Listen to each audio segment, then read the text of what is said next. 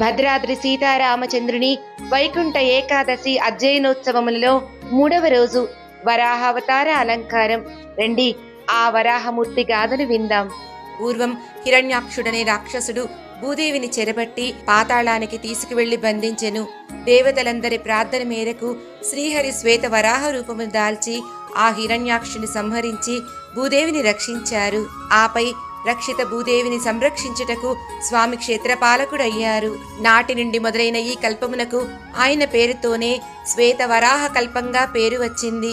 రండి ఆ శ్వేత వరాహమూర్తిని దర్శించుకుందాం.